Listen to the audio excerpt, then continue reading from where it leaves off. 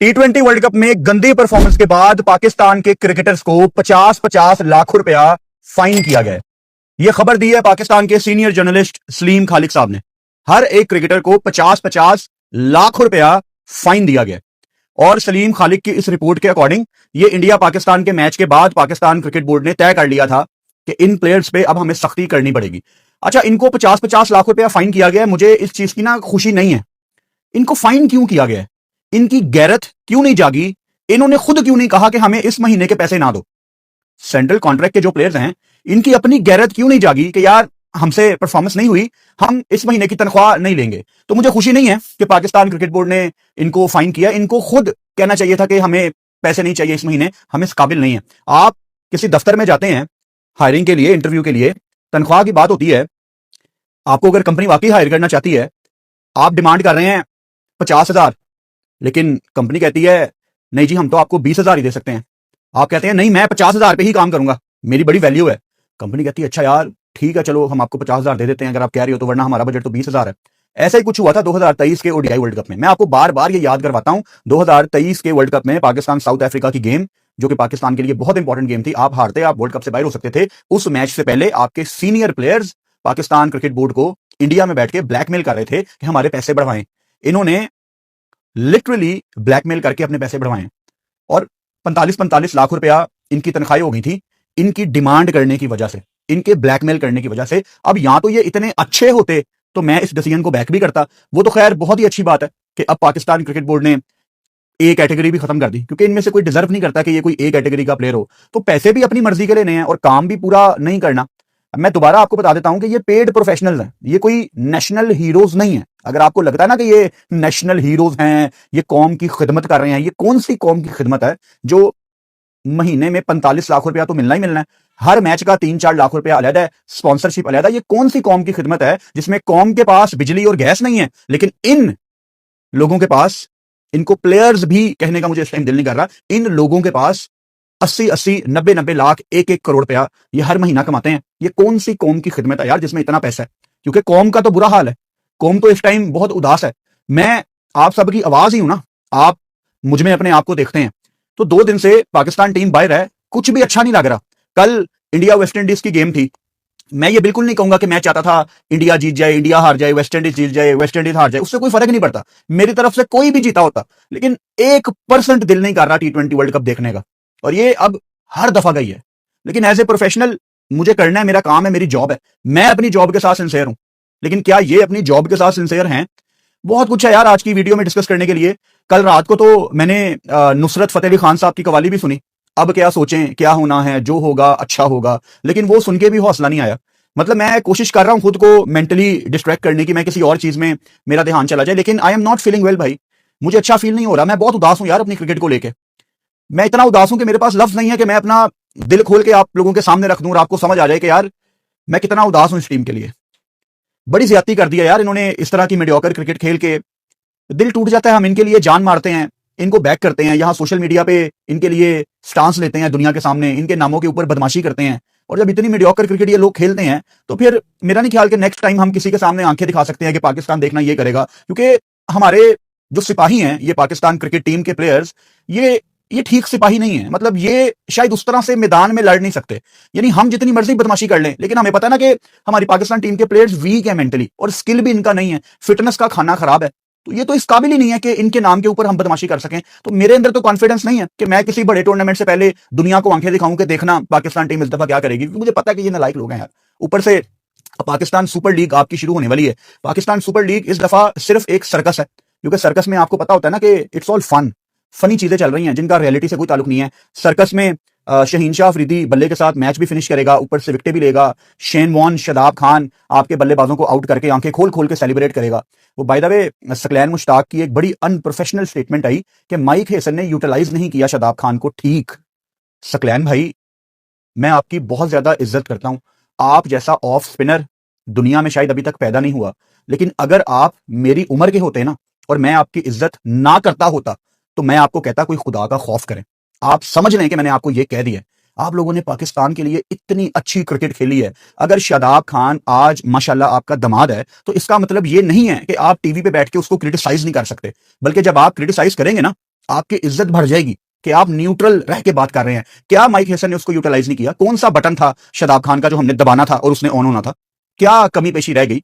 शादाब खान एक नलायक leg spinner है जो कि बल्लेबाजी के पीछे छुपता है, किसी दिन आके 35-40 रन करता है, और जिस दिन वो 35-40 रन करता है मैं उस दिन भी कहता हूं कि ये उसका सेकेंडरी रोल है। मैं आपको 3 साल से शादाब खान के बारे में एक वर्ड यूज करके बताता हूं इसको डिफाइन करने के लिए कि शादाब खान आपका प्राइमरी रोल लेग स्पिन है। आज आप देखते हैं ना डिफरेंट क्रिकेटर्स को वो ये वर्ड यूज करते हैं कि शादाब का प्राइमरी रोल क्या है, शादाब का सेकेंडरी रोल क्या है। मेरा मसला ये है कि मैं आपको 3-4 साल पहले से बताना शुरू कर देता हूं क्योंकि मुझे चीजें नजर आ जाती हैं कि ये 3-4 साल के बाद ये इस तरफ बात जा रही है। उस टाइम आपको एज फैंस ये बात समझ नहीं आती, लेकिन बाद में जाके आपको लगता है हाँ यार कुछ तो ठीक कहा था इस बंदे ने। अब कुछ बातें मैं आपके साथ इस वीडियो में मजीद करूंगा जिन बातों से शायद आप एग्री नहीं करेंगे, लेकिन अगर मैं 10 में से 8 दफा भी ठीक साबित हुआ हूं ना तो बस चुप करके मेरी बात सुनना और ये बातें सच साबित होंगी। पाकिस्तान मीडिया की खबरों के लिए चैनल लाइक एंड सब्सक्राइब करें। धन्यवाद। मैं जितना पाकिस्तान क्रिकेट को समझता हूं 2-4 बातें आपके सामने रखूंगा, उन चीजों पे आप चलें। मैं देखता हूं कि ये टीम ट्रैक पे नहीं आती। जब इतने बड़े टूर्नामेंट में आपको हिट लगती है ना, और जिस तरह पाकिस्तान टीम अब हर टूर्नामेंट में बाहर निकल रही है, आप अपना पैनिक बटन दबाते हैं। और सबसे खतरनाक चीज है पैनिक बटन दबाना, क्योंकि पैनिक बटन दबा के आप ऐसे ऐसे फैसले कर जाते हैं जिनकी जरूरत नहीं होती, फिर बाद में आपको रिग्रेट होता है। अब मिसाल के तौर पर इस टाइम पाकिस्तान में हर बंदा अपनी ओपिनियन दे रहा है, देनी भी चाहिए यार, हमारे पास एक ही गेम है, लेकिन जो डिसीजन मेकर्स है ना उनको हर बंदे की ओपिनियन को सुनना है, लेकिन फैसला उनको अपनी क्रिकेट की समझ के अकॉर्डिंग करना है। मेरे हाथ में इस टाइम अगर पाकिस्तान क्रिकेट टीम के फैसले हों, अब आपकी अपकमिंग सीरीज कौन सी है? बांग्लादेश आप जा रहे हैं 3 वनडे इंटरनेशनल खेलने के लिए। अब एक बात आप समझ लो कि T20 वर्ल्ड कप 2028 में है और फिलहाल वो आपकी प्रायोरिटी नहीं होनी चाहिए।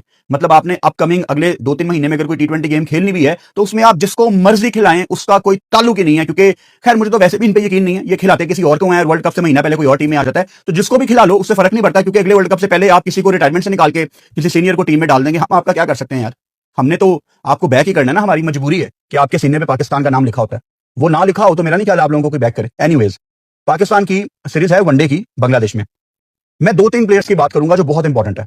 Number 1, I want Sahibzada Farhan to debut for Pakistan in one day international. Farhan का डेब्यू अभी तक नहीं हुआ वनडे में पाकिस्तान की तरफ से। मेरे से अक्सर लोग ये सवाल करते थे 2-3 महीने से, बल्कि उससे पहले से ही, कि फरहान को वनडे में क्यों नहीं खिला रहे। और मैं हमेशा कहता था यार अभी रुक जाओ, क्योंकि अभी मैं फरहान को सिर्फ T20 के माइंडसेट में देखना चाहता हूं कि वो बस T20 खेले यार, वो उसी जोन में रहे, क्योंकि T20 वर्ल्ड कप आ रहा है। लेकिन अभी पाकिस्तान टीम ने टोटल 1027 रन किए हैं T20 वर्ल्ड कप में, और उसमें 37% रन 37% रन फरहान के हैं। ये एक बहुत बड़ा सैंपल साइज है, सिर्फ इसकी बेस के ऊपर नहीं। इससे पहले एशिया कप में भी इंपॉर्टेंट ये नहीं है कि फरहान ने बुमराह को छक्के लगा दिए, नहीं, इंपॉर्टेंट ये बिल्कुल भी नहीं है। मैं इसको की बहुत ज्यादा कोई तारीफ नहीं कर रहा कि बुमराह को छक्के लगा दिए, हु केयर्स यार, बट द थिंग इज उसने उस बॉलर को चार्ज करना चाहा जिसके बारे में पाकिस्तान में सोचा भी नहीं जाता। सोच की बात कर रहा हूं। फरहान का एक मसला क्या है? फरहान का एक मसला यह है कि थोड़ी बहुत डॉट बॉल्स आ जाती हैं, और उसने वो चीज काफी बेहतर भी की है, तो ये गेम वनडे में थोड़ी ज्यादा सूट करेगी। T20 का तो वो परमानेंट मेंबर है, लेकिन वनडे में आई थिंक आपको फरहान को अब डेब्यू करवाना चाहिए। अच्छा, इंटरेस्टिंगली मैं साहिबजादा फरहान के लिस्ट ए के नंबर्स भी देख रहा था, जो कि मुझे पता था कि अच्छे ही होंगे, बिकॉज फरहान मंजा हुआ डोमेस्टिक का प्लेयर है। लिस्ट ए में फरहान की 41 की एवरेज है, 41.8, 42 की एवरेज लगा लो, और ऑब्वियसली उसका स्ट्राइक रेट भी 85 का है, जो कि वनडे में अच्छा स्ट्राइक रेट है, और वहां वो कुछ डॉट बॉल अफोर्ड भी कर सकता है। तो मेरे ख्याल से आप फरहान को डाल सकते हैं यार, 8 उसके 100 भी हैं, आप उसको वनडे में डालें। अच्छा, इसके बाद जहां फरहान की बात हो वहां साइम की बात ना हो, ये मुमकिन नहीं है। खबरें आ रही हैं मेरे पास, अगेन कोई इसका सबूत नहीं है, ये वो है जो पाकिस्तान मीडिया रिपोर्ट कर रहा है कि साहिबजादा फरहान तो शायद वनडे में हो, लेकिन साइम अयूब को ड्रॉप करने की बात चल रही है वनडे से। ये है वो पैनिक बटन। हम एक्सपर्ट हैं फॉर्मेट्स को मिक्स करने में। साइम अयूब अगर T20 में गंदा वर्ल्ड कप खेल के आया है, और उससे पहले भी वो T20 में स्ट्रगल कर रहा है, लेकिन वनडे में साइम अयूब ड्रॉप नहीं बनता। मैं थोड़ा सा आपको रिवाइज करवा देता हूं, आपको याद करवा देता हूं। पाकिस्तान टीम जब ऑस्ट्रेलिया गई थी नवंबर 2024 में, आपको याद होगा साइम अयूब ने उस सीरीज में शानदार परफॉर्मेंस दी थी। 41 की उनकी एवरेज थी, उसमें एक उनका 50 भी था, और इंपैक्ट क्रिएट किया था।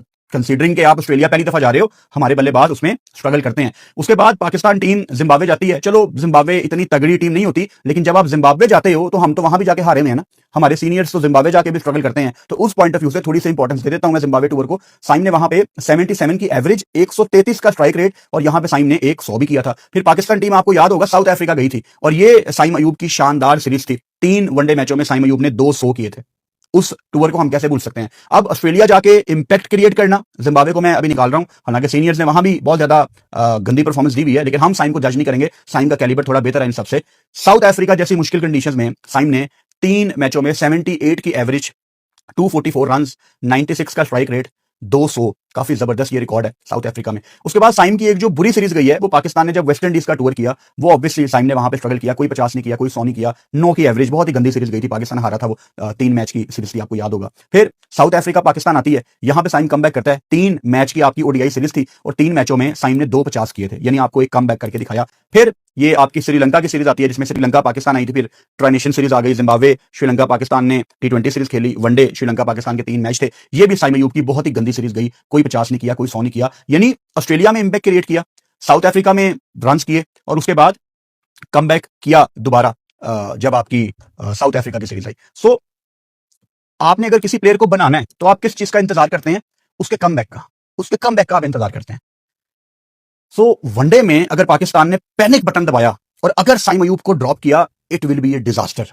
साइम अयूब को T20 से, अभी तो T20 रेलिवेंट ही नहीं है, ये जो बातें आ रही है ना कि फलां को T20 में अब नहीं रखना, अब ये फैसला कर लिया गया है कि ऑलराउंडर्स को नहीं खिलाना, हु केयर्स, हुन मेरे वालों तुसी T20 क्रिकेट ही ना खेडो, कोई फर्क ही नहीं पड़ता यार। जिस चीज की तैयारियां की जा रही थी वो चीज आके गुजर गई है। अब माइक हेसन अगर खुद भी एज एन ओपनर खेलना चाहता है ना, हु केयर्स भाई, अब जो करना है करो, अब जिनके आपने करियर खत्म करने हैं करो, लेकिन हमारा वर्ल्ड कप तो खत्म हो गया ना, हमारे लिए अब T20 क्रिकेट फिलहाल 2 साल रेलिवेंट ही नहीं है। तो आपने जो जो जिद्दें लगाई हुई थी, माइक हेसन और सलमान अली आगा ने, आपकी हर जिद गलत साबित हुई है। हम यहां पे कहते थे पूरी बॉलिंग खिलाओ, आखिरी मैच में सर पे पड़ी, पूरी बॉलिंग खिलाई, 2 बॉलर 2 स्पिनर, बाकी ठीक है ऑलराउंडर चिप इन करते हैं यार, इतने ज्यादा आप ऑलराउंडर खिला रहे हैं, कब से आपको हम 3 महीने से बता रहे हैं, तो आखिर में हमारी बातें ठीक साबित हुई है ना, तो पैनिक बटन नहीं दबाना। अच्छा, पाकिस्तान मीडिया की खबरों के लिए चैनल लाइक एंड सब्सक्राइब करें। धन्यवाद।